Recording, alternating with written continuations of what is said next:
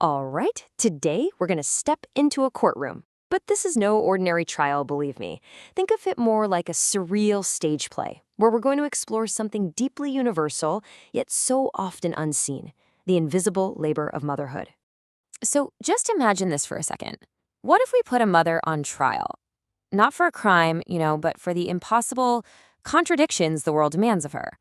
What if the very act of loving, the messy, exhausting, all-consuming part, was put under the harshest spotlight imaginable? Well, that's the big question we're tackling today. Okay, before we actually enter the courtroom, we need to be crystal clear on what the charge is. We're talking about invisible labor. And this is so much more than just chores. It's that constant mental checklist, the planning, the worrying, the remembering every little thing. It's the quiet work of holding a life together. It's the kind of job that doesn't have a punch card, because love, well, it never clocks out. So, welcome to the sacrifice courtroom. And just look at this place. The setting alone tells you everything. It's this bizarre mashup of a family kitchen and a formal courthouse. The witness stand? It's a high chair. The jury box is a row of empty strollers. This isn't a place for legal jargon, folks. This is a place for some hard truths. And get a load of this cast. The characters aren't just people. They're huge concepts brought to life. Our judge is conscience itself. The bailiff is time, always polite but totally merciless. The prosecutor? Oh man, that's the culture, with a warm smile and cold, relentless eyes. And our defendant? She's simply the mother. So the trial begins. The culture, acting as prosecutor, steps forward. And listen, the case isn't about whether the mother loved enough. Oh no, it's way more insidious than that. She's being charged with the crime of being inconveniently human while trying to love. And the charges themselves are just a masterclass in contradiction. She's accused of giving too much, but then feeling resentful about it. Of losing her own identity while having to pretend she was fine. Of wanting a break, but feeling ashamed for even thinking it.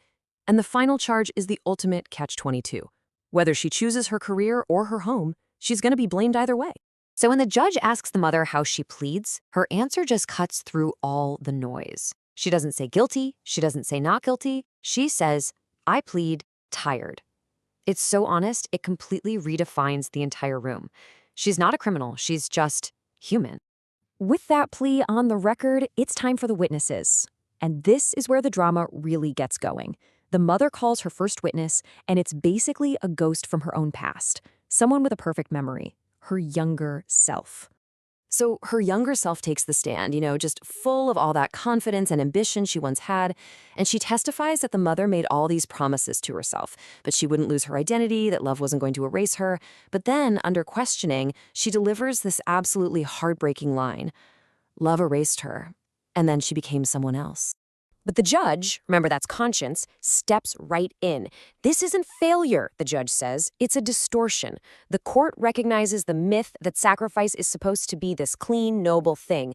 But the reality, as the mother knows all too well, is that it's often messy, it's invisible, and it feels a lot like just being used up. The next witness to take the stand is the partner, and he isn't painted as some kind of villain, just someone who, benefited from the way things were, admitting he didn't always see the labor. And then he says something just devastating. I thought you were stronger than me. I thought you could handle it. The mother's response? That was the compliment that broke me. And that leads to the judge's second major finding. The court recognizes another distortion. The way we praise endurance, especially in women, but then use that very praise as an excuse to basically abandon them inside the work. It turns a compliment into a cage. The third witness is the child, now all grown up, who can see things with a clarity that was just impossible back then. The culture tries to paint the mother as being full of contradictions, too harsh one minute, too soft the next. But the child reframes it completely, saying she is guilty of being a person who did not get to be a person. Wow. So just when you think the testimonies have to be over, the court calls a surprise witness, one that has kept a perfect, unbiased record of every single cost, every sleepless night, every ounce of forgotten pain. The court calls the mother's own body. And the body testifies that it carried everything. It traded sleep for peace, stillness for productivity, and softness for survival. But when the prosecutor tries to frame this as self-harm, the body shuts it down with this incredibly profound statement. She did not hate me. She forgot I was her. So after all the testimony, all the pain laid bare, the trial finally reaches its climax. The judge, the conscience, stands to deliver the final verdict, and you can feel the entire courtroom just holding its breath. And here it is. For every single charge, the judge offers a complete reframing. Guilty of contradiction? No, that's simply evidence of reality. Guilty of resentment? That's the soul's smoke alarm. I love that.